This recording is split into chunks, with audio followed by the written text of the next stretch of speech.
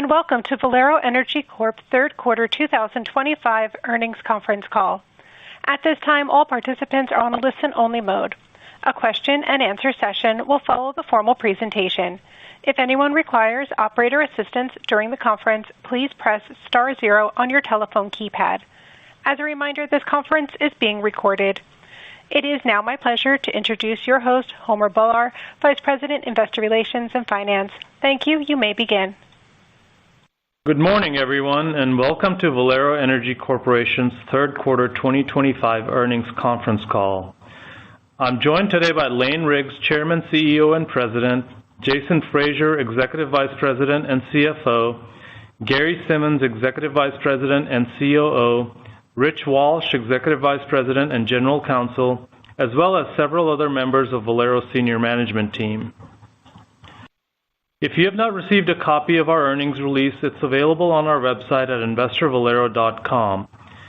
Included with the release are supplemental tables providing detailed financial information for each of our business segments, along with reconciliations and disclosures for any adjusted financial metrics referenced during today's call. If you have any questions after reviewing these materials, please feel free to reach out to our investor relations team. Before we begin, I would like to draw your attention to the forward-looking statement disclaimer included in the press release.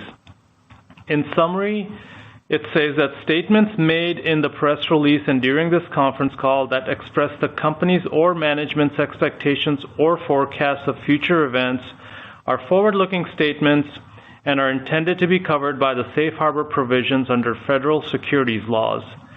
Actual results may differ from those expressed or implied due to various factors which are outlined in our earnings release and filings with the SEC. I'll now turn the call over to Lane for opening remarks. Thank you, Homer, and good morning, everyone. We're pleased to report strong financial results for the third quarter, highlighting our long-standing track record of operational and commercial excellence. Our refinery throughput utilization was 97%, with the Gulf Coast and North Atlantic regions setting new all-time highs for throughput, following last quarter's record performance in the Gulf Coast.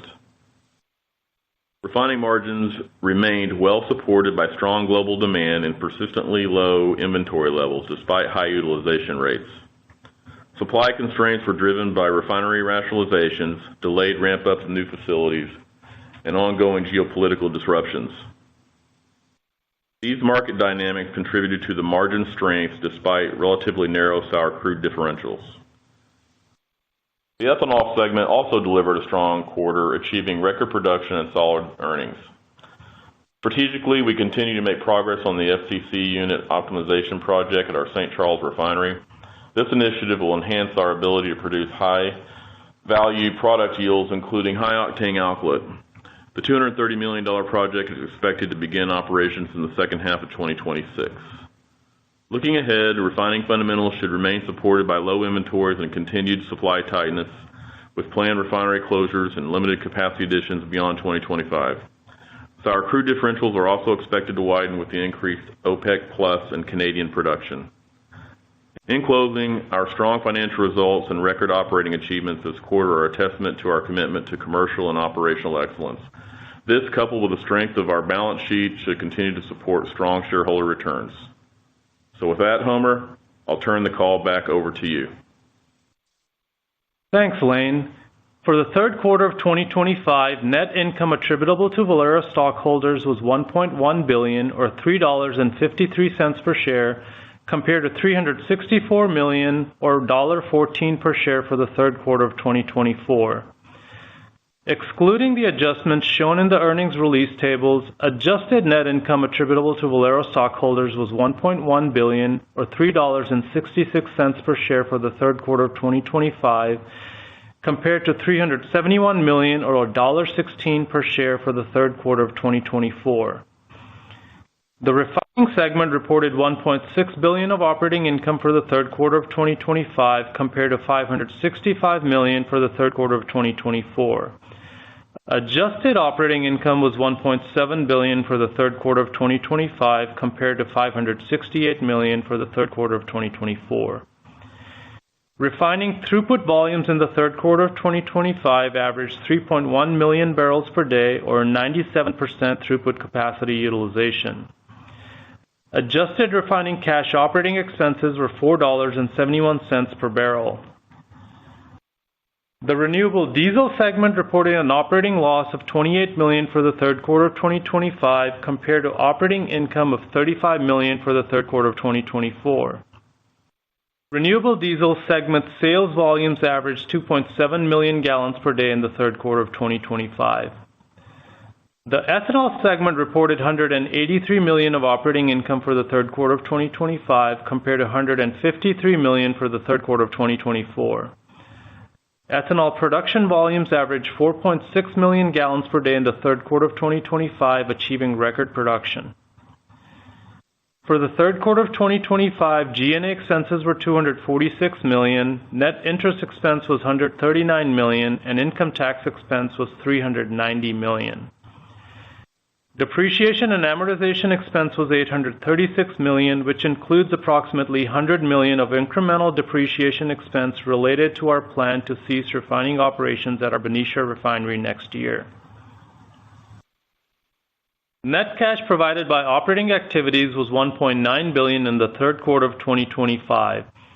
Included in this amount was a $325 million favorable impact from working capital and $86 million of adjusted net cash used in operating activities associated with the other joint venture members' share of DGD. Excluding these items, adjusted net cash provided by operating activities was $1.6 billion in the third quarter of 2025. Regarding investing activities, we made $409 million of capital investments in the third quarter of 2025, of which $364 million was for sustaining the business, including costs for turnarounds, catalysts, and regulatory compliance, and the balance was for growing the business. Including capital investments attributable to the other joint venture member share of DGD and other variable interest entities, capital investments attributable to Valero were $382 million in the third quarter of 2025.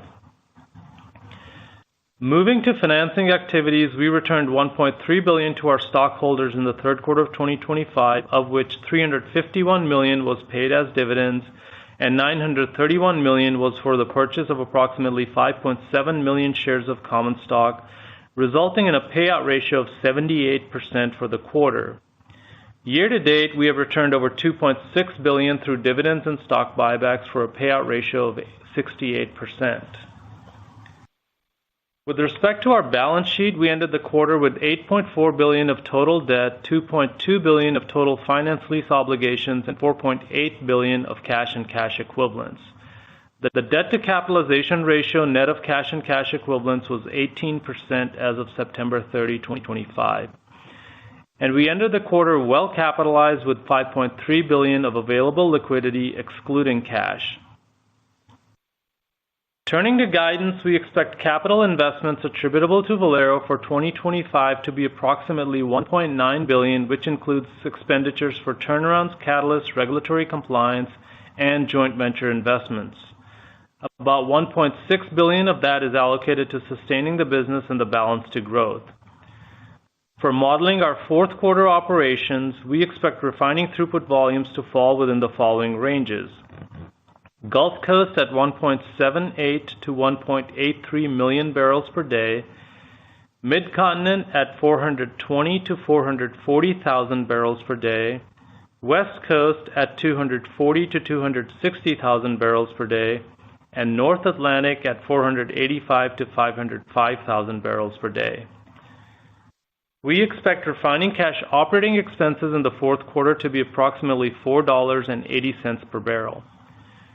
For the renewable diesel segment, we expect sales volumes of approximately 258 million gallons in the fourth quarter, reflecting lower production due to economics. Operating expenses should be 52 cents per gallon, including 24 cents per gallon for non-cash costs such as depreciation and amortization. Our ethanol segment is expected to produce 4.6 million gallons per day in the fourth quarter.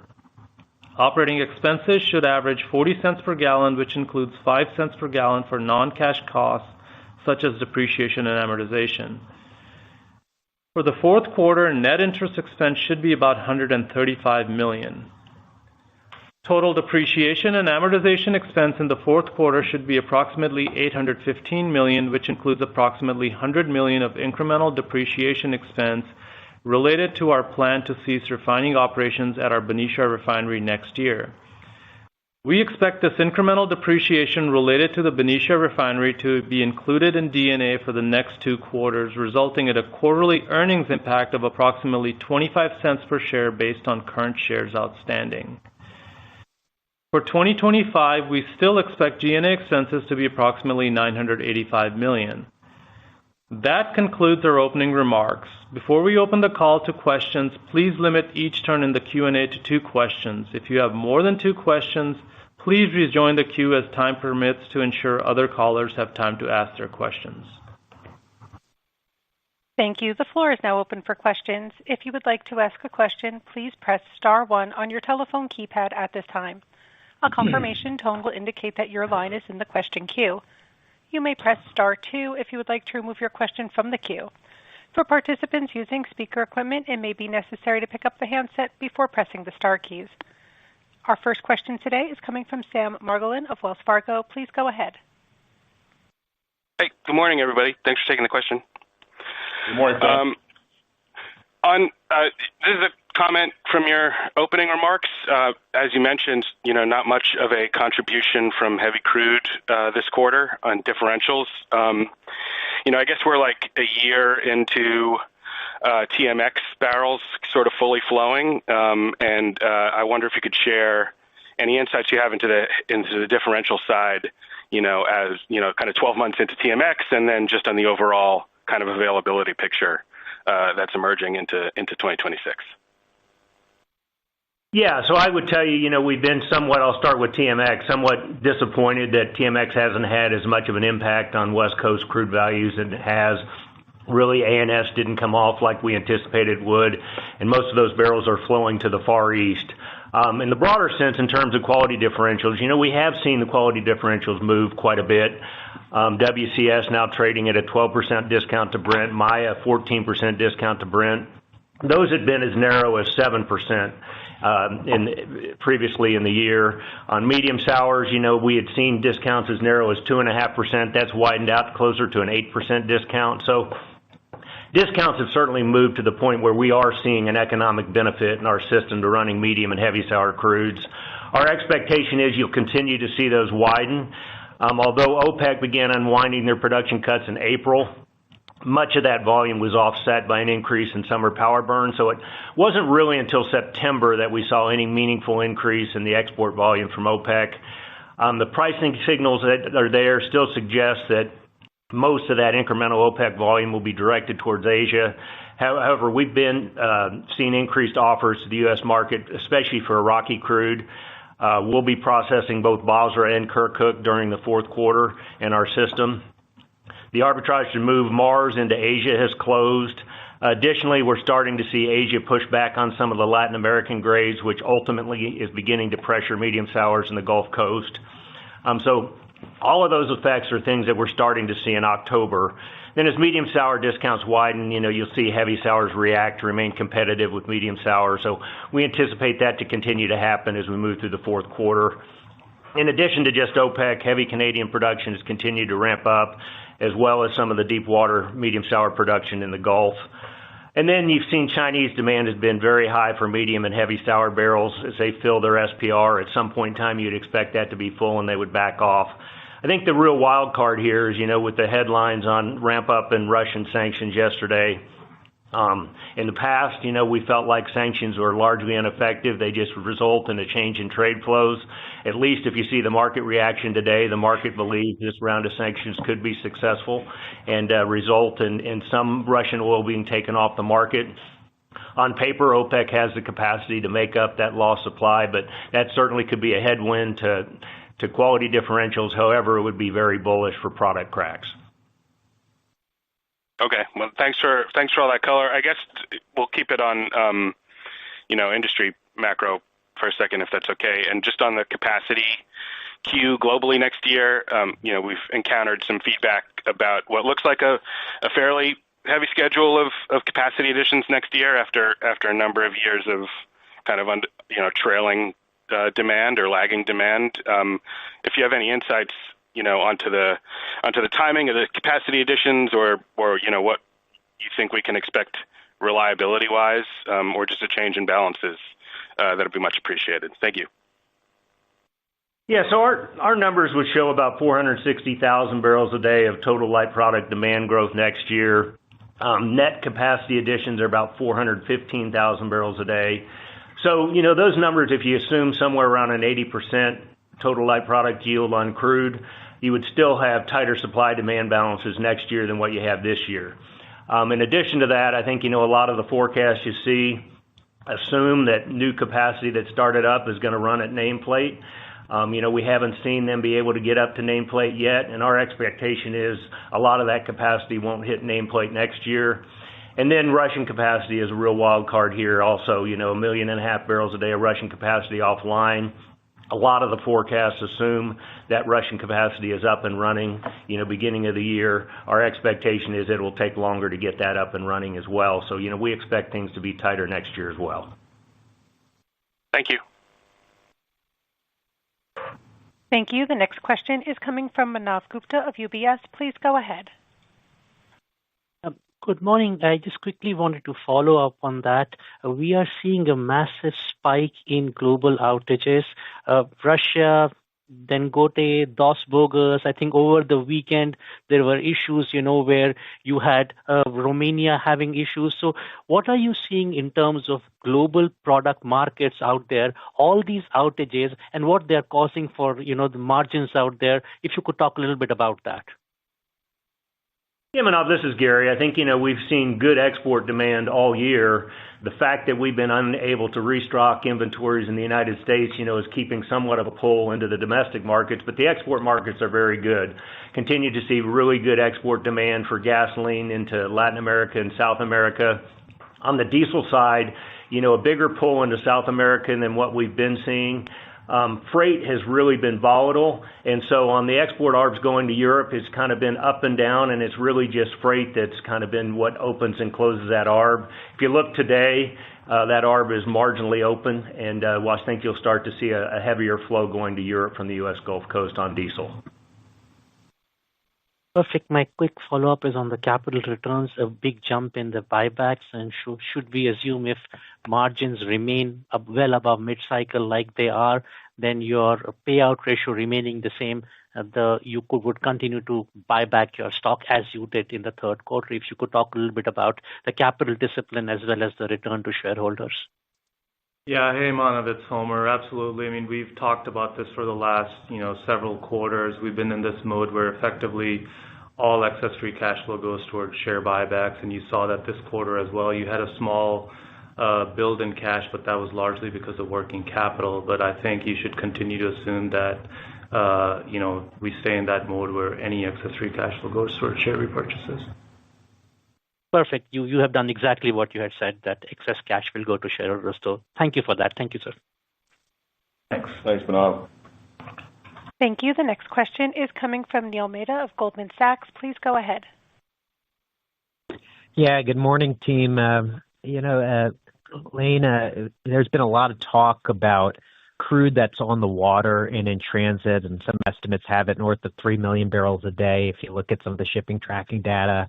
You guys have unique visibility into whether that crude is actually on the water. And so I'd be curious how your commercial team is seeing it. And do you think it's going to land here in OECD, or if that moves into China specifically? And I say that in the spirit of, to your point of crude differentials potentially starting to widen out, do you start to see that as the factor that could be the catalyst? And maybe you could talk about Iraq in particular, because that could be a leading indicator. Hey Neil, I'm gonna sort of pass the ball over to Gary to answer that question. Yeah, Neil, I kind of alluded to that a little bit, previously, but where we see the big change is a lot more Iraqi barrels flowing this way.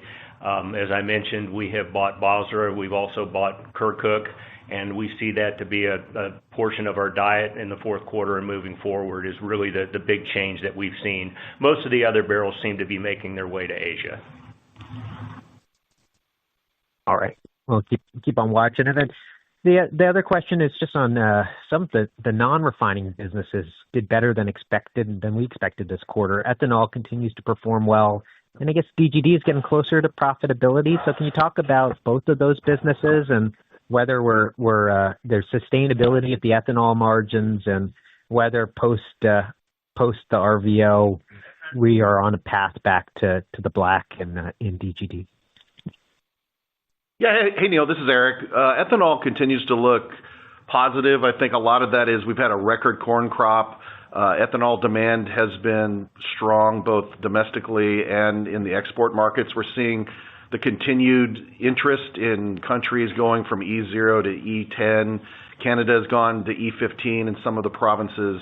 And you see, Brazil and India looking at moving from, the E20s to the E30s. And so all of this is creating more ethanol demand in the world. And being the largest exporter of ethanol, that favors our segment pretty well. So cheap feedstock and lots of demand. So ethanol, I think outlook is good and continues to look good in the future. On DGD, you're exactly right. We've seen, throughout the year, there's just been a lot of impact from tariffs and policy downturns in the U.S. We've seen fat prices rising for the better part of the year, and I think just most recently, we are seeing enough rationalization in both biodiesel and renewable diesel where fat prices are finally starting to soften. And with that lower fat price, we've seen DGD margins return back to positive EBITDA. So that's a good sign. That's a good sign for the fourth quarter. Obviously with the PTC changing Jan 1 on all foreign feedstocks as well as SAF, that will be a challenge, as we start 2026. But I think, everyone seems to expect that the RVO will be net positive for renewables. That's a lot of speculation because there is a lot of back and forth on these policies right now. But I think the general view is the number is probably going up and will probably be supportive of renewable diesel. Thanks, Eric. Thank you. The next question is coming from Teresa Chen of Barclays. Please go ahead.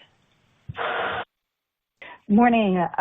Wanted to talk about your PADD 3 and PADD 2 assets in light of two major product pipeline binding open seasons that have been announced over the recent weeks to move more volumes from these regions into PADD 5, given ongoing West Coast refinery closures, including your own Benicia facility. So if one of these 200,000 barrels per day plus systems were to be built, how do you anticipate this could reshape flows and margin capture across your Gulf Coast and Mid-Continent assets? And is there any volition? Would it make sense for you to be a shipper on one of these pipes? Yeah, Teresa, this is Gary. We, engaged in conversation with both the projects that we think could go forward.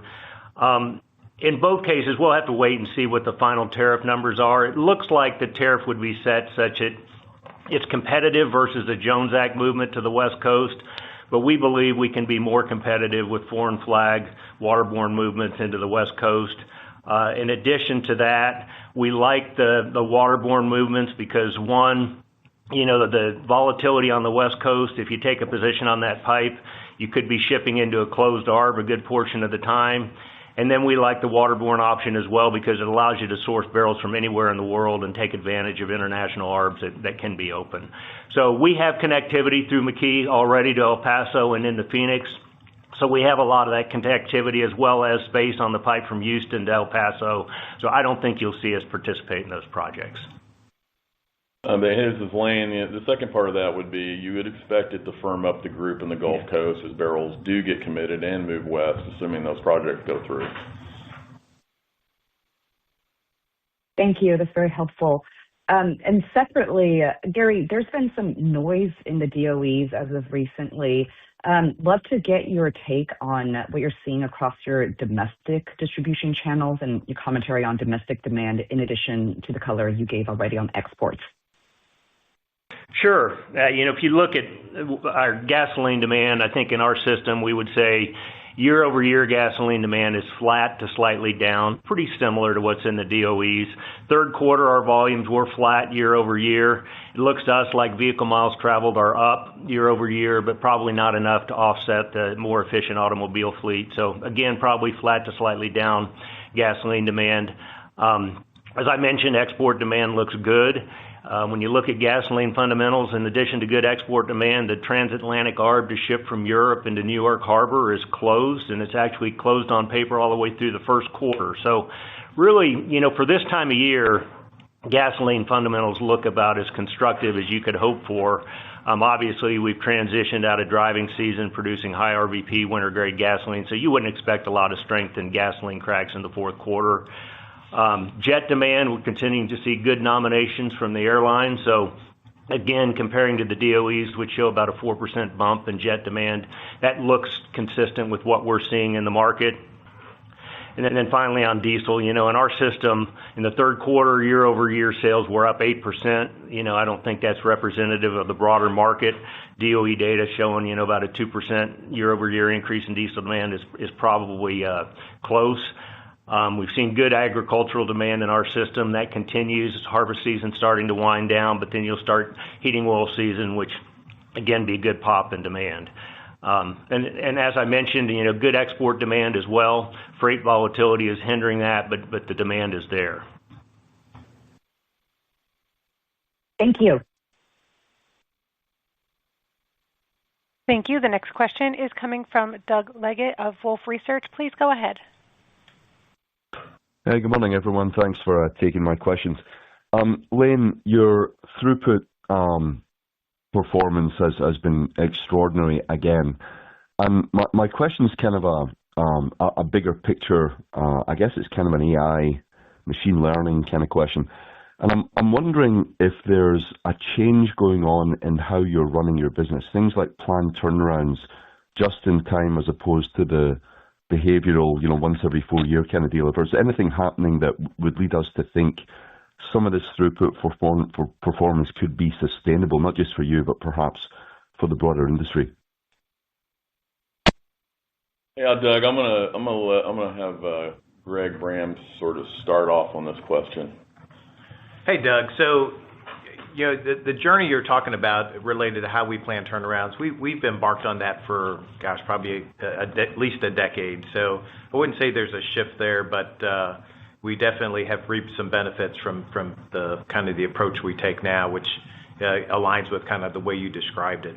But if you want to talk about AI in general, I'd say that we're probably cautiously optimistic about how that can help us further improve our availability.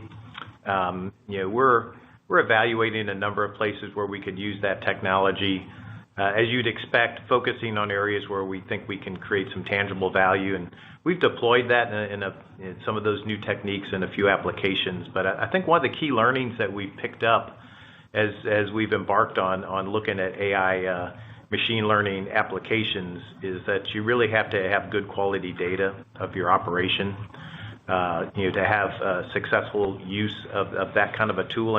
And I think it's an advantage for us because we've embarked on an effort to improve that data and gather that data in kind of a consistent way,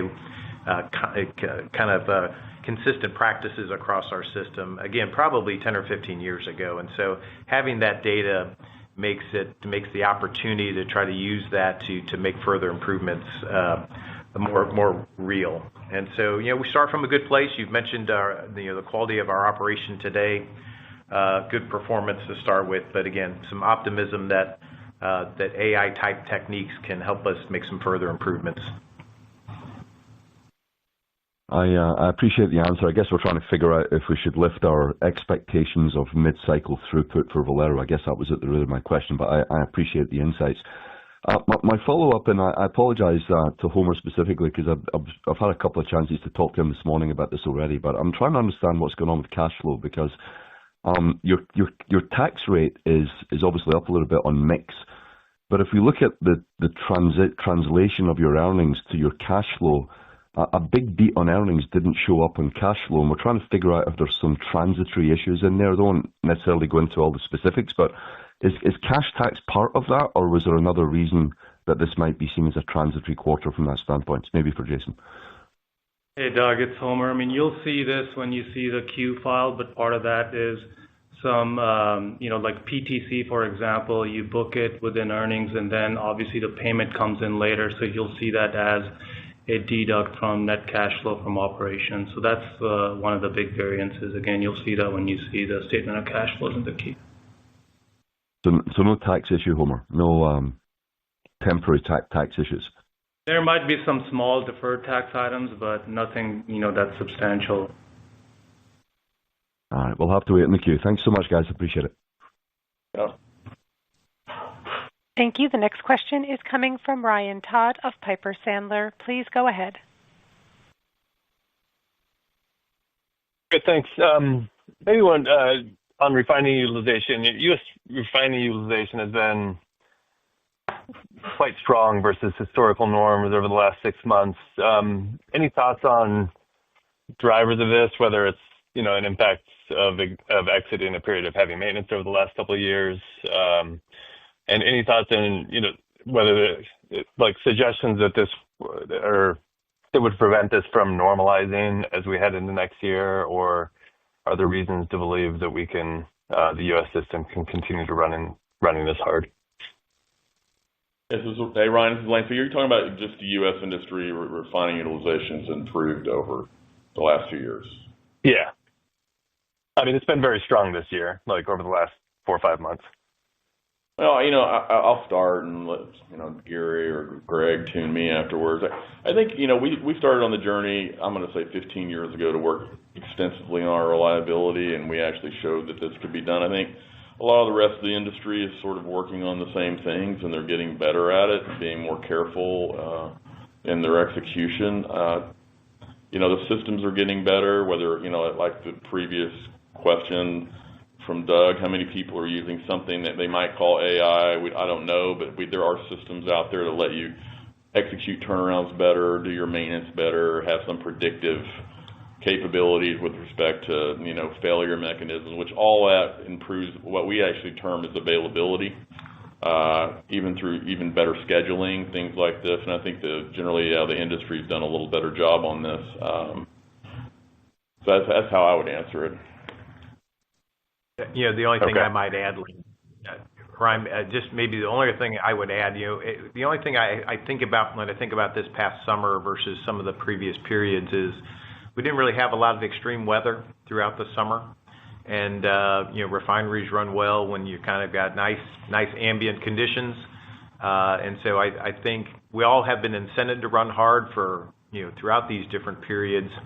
It could be maintenance part of it. It could just be that, when you're not dealing with a lot of really hot temperatures, you can definitely tune up the operation and eke out that last little bit. So I don't have proof of that, but when I think about how our operation runs, I can see that being a positive impact this past summer. Well, that's a great point. Hurricanes. We have not had any hurricane activity to speak of in the Gulf. So. Right. Thank you. Maybe one other, as we think about the fourth quarter here, during the third quarter, there were a number of things that were, you had a great quarter, but there are a number of things that were, I would say like modest headwinds on margin capture, whether it was narrow crude differentials, crude backwardation, some West Coast jet fuel dynamics, and secondary products, et cetera.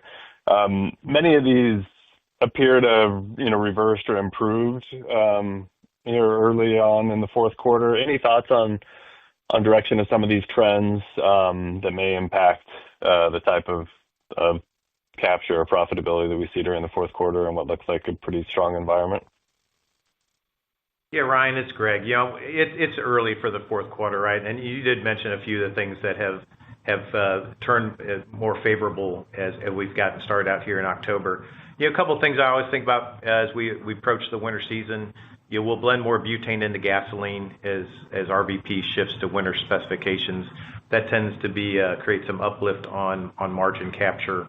But I think it's also worth knowing, while there have been a number of things that have moved favorably, you still have some pretty weak secondary products. Naphtha's turned a bit weaker. Propylene continues to be fairly weak. So there are a few things out there that have not really turned positively yet as we started out in the quarter. Great. Thanks for the help.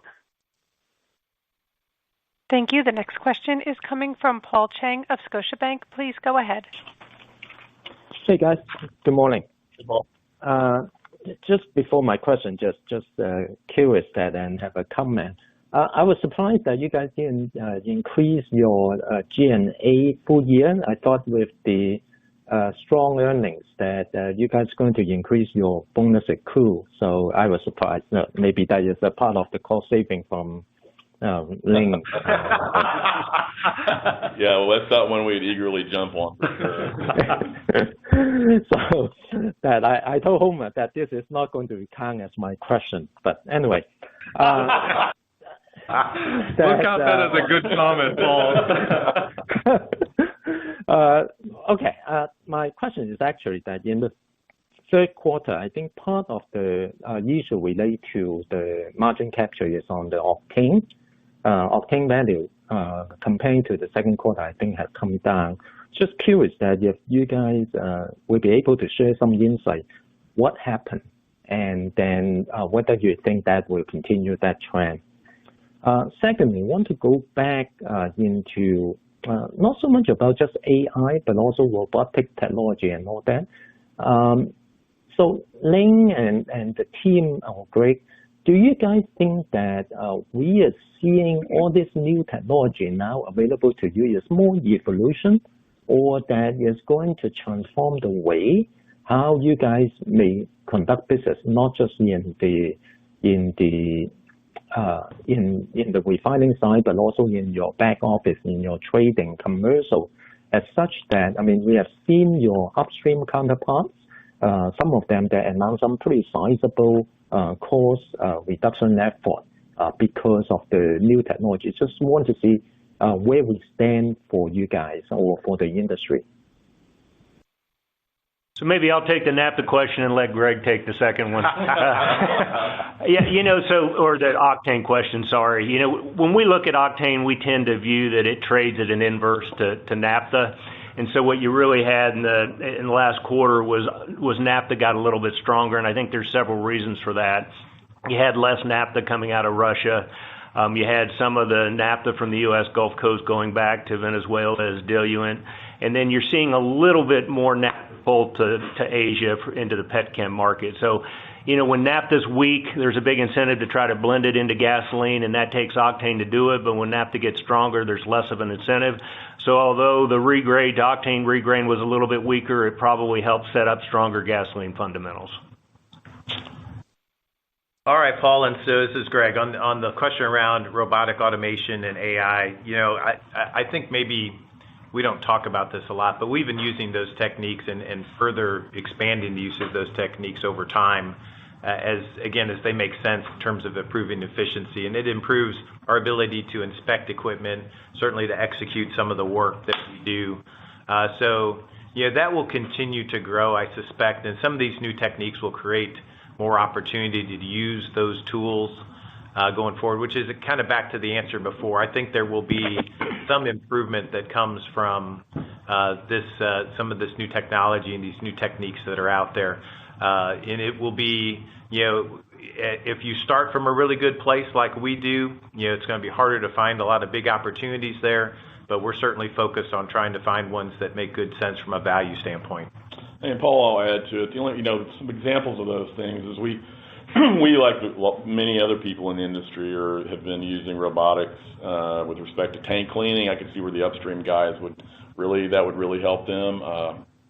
The other thing that we've used is drones for inspection. Like if you go today we get into a big structure on an SCC, and we can actually just, rather than have to get in, scaffold up to a particular location that might be problematic, we can put a drone in, float up, look at it, understand that situation without having to, we may have to go back in and put scaffold it, but now we understand the scope of work. So there's certainly things like that. And then in our systems, we're always trying to think about ways to consolidate our control rooms and work on being more efficient with the operators that we have, and some of which has to do with, technology improvement. Great. Thank you. Thank you. The next question is coming from Joe Laetsch of Morgan Stanley. Please go ahead. Great. Thanks. Good morning, and thanks for taking my question. So I want to start on the refining side, and with the strength in the diesel crack, can you talk about the ability to maintain the strong, I think it was 38 or 39% diesel yield level going forward? And then as part of that, the crude slate got a bit lighter quarter over quarter, but the diesel yield also stepped up, which I was hoping you could talk to as well. Thank you. So I'll start with the second one, I think. So, well, actually, I can probably cover both of them. Yeah, Joe, we've had strong diesel yield. That 38, 39% is not too far from where we've run in the past. It reflects a mode of operation where we're maximizing diesel production or distillate production over gasoline. Again, as we kind of tuned up the operation and ran very well in the quarter, I think you saw us reach some of the highest levels that I think we can achieve with the current hardware we have. So sustainable, we can probably stick in this range with continued strong operations like we had.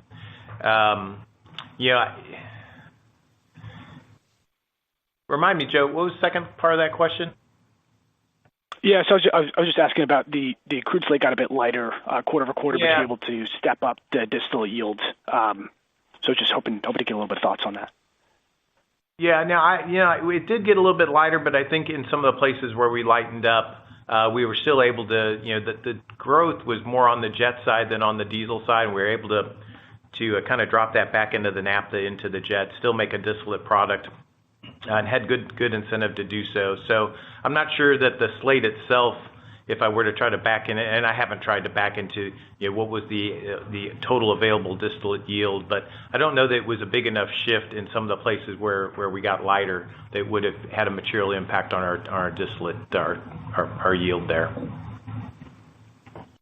Great, that's helpful. And then, Eric, I wanted to shift to RD, and then as we wait for clarity on the RVO and the SRE reallocation, can you talk to how you're thinking about the path for D4 RINs here? And then as part of that, is there a level that you think it needs to rise to incentivize the marginal producer? Yeah, I think, it's one of those things where there's more variables than knowns. I mean, but there's any number of combinations of a number, an SRE, a reallocation, and a final number. But any combination of those numbers, the current number is 3.3 billion D4s. I think if you go back and look at the original premise of keeping the BD producer break even with $1 BTC, they've done a lot of work this year with removing ILUC out of the model for soybean oil. They gave a small producer benefit, which I think counts almost every single BD producer. And I think they're around 7 to 80 cents versus that dollar last year. So this last 20 cents is probably, if you took that to a D4 RIN, you probably need RINs to go up something like 25 to 30 cents to get BD back to break even. So that's kind of how I see, so any combination of the math that gets to that kind of number essentially satisfies the original design of trying to keep BD operational. What that number translates out to RINs is a number higher than today.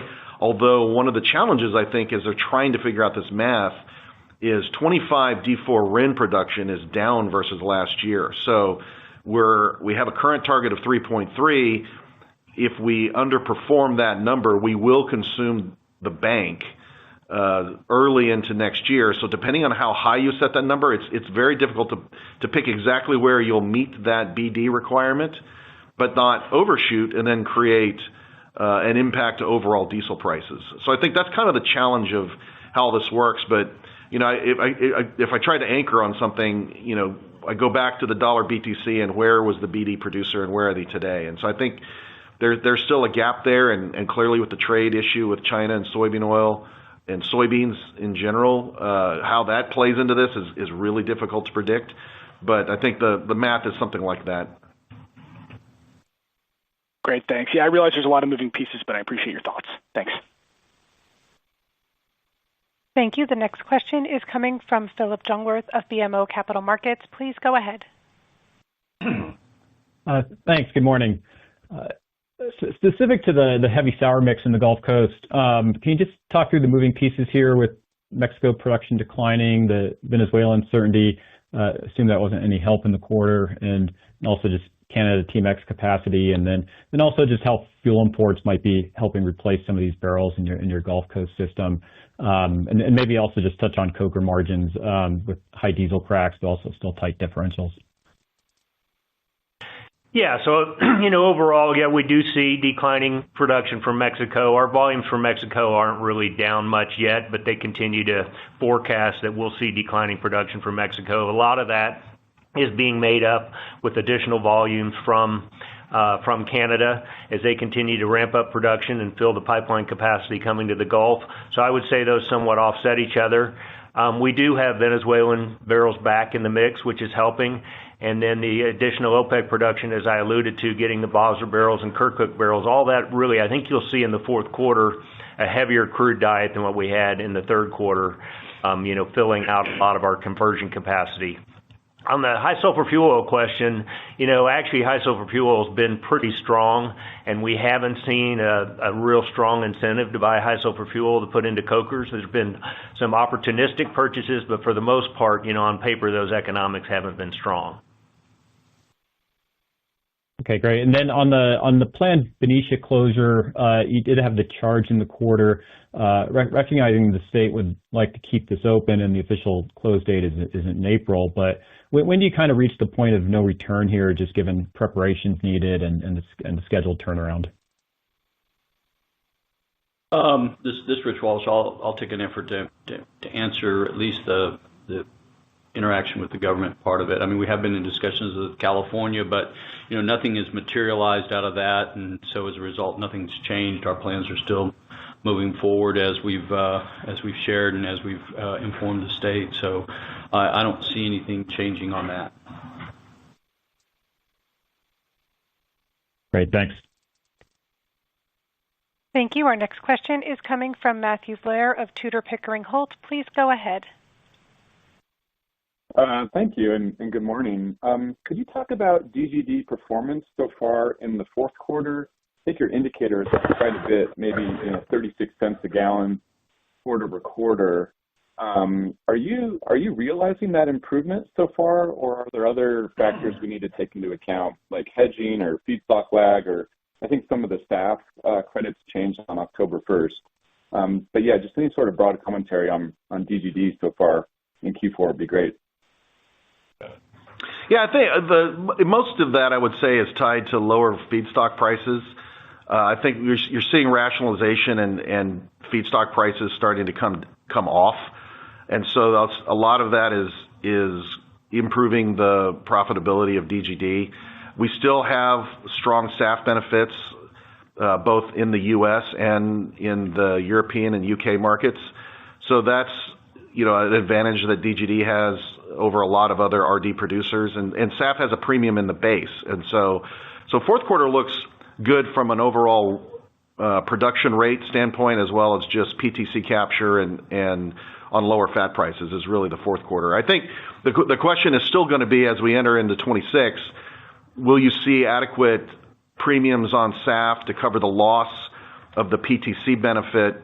And are you going to see, as we've discussed a couple times, what is going to be the RVO impact? Because that will have to be the vehicle to make up any gap in profitability for biodiesel and renewable diesel to comply with wherever the RVO gets set. And so, we still have a lot of policy that appears to be in conflict of increased RVO but decreased generation because of foreign feedstocks.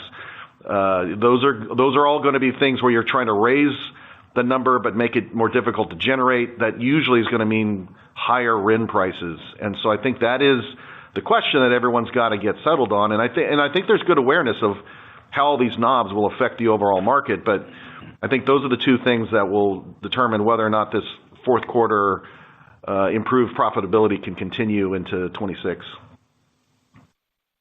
Indeed, a lot of moving parts there. And then if I could follow up on Teresa's question on the new product pipes that are headed west, could you talk about what this means for the prospects for your Wilmington refinery? I think Los Angeles currently ships about 125 a day of product east, out of the market to Phoenix. If one of the proposals goes through, then Los Angeles could actually receive about 200 a day. So that's a pretty big shift on California's supply demand. And, do you think Wilmington would be able to compete with an extra 200 a day coming into that Los Angeles market? Yeah, this is Gary. I think, when we look at the numbers, if you look at the California market today, it looks like it's being set by import parity. And if you look at the tariffs on those pipes, import parity through the pipeline doesn't look to be significantly different than import parity on the waterborne barrels. So I don't know that you'll see much of a change in the California market as a result of the pipelines. Sounds good. Thank you. Thank you. Our next question is coming from Jason Gabelman of TD Cowen. Please go ahead. Hey, thanks for taking my questions. Hopefully, two quick ones. First, just on the Russian refining disruptions, there's a lot of headlines on the Ukraine drone strikes, but it does seem like in many cases the refineries come back online quickly. So I was wondering if you could provide some numbers around the amount of disruption that you're seeing on Russian product exports and kind of before today, trying to parse out how much of the product strength was driven by actual disruptions versus geopolitical risk premium in the prices. And then my second one is on the Benicia shutdown. Can you talk about your plans to resupply the market? Are you going to have to kind of import products from Asia in order to meet your contractual obligations, or do you not have really many outstanding in that market once the plant shuts down? Thanks. Yes, I'll take the first part of that. I think we do think the drone strikes have been pretty effective. It looks like a lot of what's happening in Russia is that they're largely attacking some of the higher complexity refining capacity. And so as that happens, then Russia will go ahead and ramp up some of the lower complexity refining capacity. So you can kind of see that with the fuel oil exports and some of those things. The second part of your question, I think the spike we're seeing today, is not so much due to any kind of disruption from Russia yet. It is just hyping the market on what could happen in the future. But we've definitely see product exports from Russia falling. Hey, Jason, this is Lane on the second part. Our intent is to continue to supply our contractual obligations for our wholesale business after we shut down the refinery. Okay, and those would be essentially imports from Asia, presumably? It could be from anywhere in the world. This is kind of what Gary alluded to earlier. Waterborne allows you to have optionality to try to, work ARBs into that short versus maybe having a huge commitment on a pipeline. That's sort of our intent. We're not going to go out and term up barrels from some particular market. We'll figure out how to supply it. Okay, thanks. Thank you. The next question is coming from Nitin Kumar of Mizuho Securities. Please go ahead. Hi, good morning. Thanks for taking my question. I really just have one. I'll do a part A and B. You've talked a little bit about the crude spreads widening from here on out. Just maybe some thoughts on what do you see the mid-cycle or sort of at least 12-month view on some of these spreads, because you should have, at least based on what's going on between Canada, Iraqi barrels you were mentioning, there seems to be a lot of supply of heavier crudes coming at the same time to the market. And maybe part B is, given your complexity, especially in the Gulf Coast, you have like a buffet of crudes that you could choose from. Is there a specific crude that you think falls to the bottom if it's not discounted appropriately? Yeah, so I'll take a stab at that. I guess, our view is, without getting into a lot of specifics on what we call mid-cycle, I guess we would say where the quality differentials are today, it would be a little inside of what we would view as mid-cycle, and we do see those continuing to widen going forward. In terms of, crude we see falling out, I don't really know that I have a view on that, Greg. I don't know if you have one, but... What I'd probably add, if you look back, and I think the market works this way today as well, the Latin American grades are the ones that tend to be the swing, and so they're probably the one that's kind of moved in to fill holes when there was a short in the Gulf Coast. So they're probably the first ones that would back out as some of that supply comes in. Great. Thanks for the answers. Thank you. At this time, I would like to turn the floor over to Mr. Bhullar for closing comments. Great. Thank you, Donna. We appreciate everyone joining us today. And as always, please feel free to contact the IR team if you have any additional questions. Have a great day, everyone. Thank you.